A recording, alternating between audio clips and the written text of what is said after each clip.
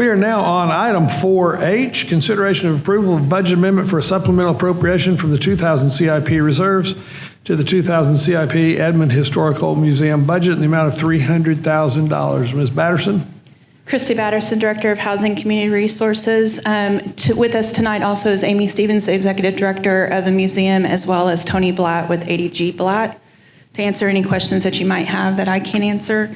The proposal that you have in front of you is for additional funding for a project that we came forward last year to ask for $200,000 for phase 1 of the museum improvements, which would be a event classroom style over on the south side of the building, where if you're looking at the building from towards the north is those garage doors. In addition, there was going to be a phase 2 that the museum was going to cover with additional grant funding. Unfortunately, they did not receive that grant funding. As we were progressing along with the design, it was seen at that time that there was more expenses than we originally thought. And so to try to do this project in 2 phases and mobilize it in 2 separate phases could potentially increase the cost even more, as well as it would lower our chances for a contractor because it's a small project. There are ADA improvements that we're making to the restrooms as well as to this flooring inside, as well as the area to the outside, to that south of the building, as required by our ADA transition plan. Anytime that we do touch a city facility, we are to go through that plan and do those improvements. And those costs that originally we're looking at were from 2023, I believe, 24, and the cost of construction has just increased. So we brought it forward to the CIP board, and they voted in favor of this 8-2. Be happy to answer any questions that you may have. Any questions? Anyone in the audience care to address this issue?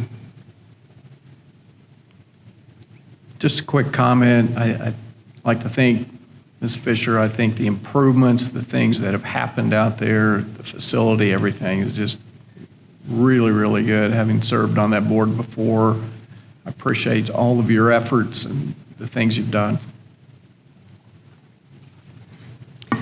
Yeah, the Edmond History Museum is a gem, and my family has spent a lot of time there over the years. My kids have played there a lot because it's a great spot. It's also really lovely that it's free for kids to go play, and it's also taught my kids history about our city along the way, and I think that's really valuable. A lot of kids grow up and they don't know anything about their city.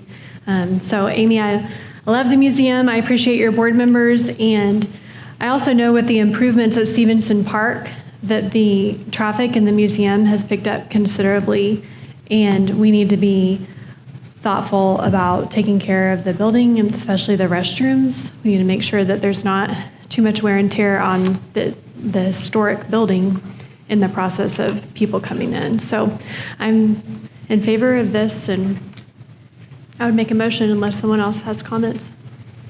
My family and I are big fans too. I think you've activated every square foot of that building you can without help, so I'm very supportive as well. Excited to see this, what this looks like. Oh, I'll move to approve. I'll second. I have a motion and a second. Cast your vote.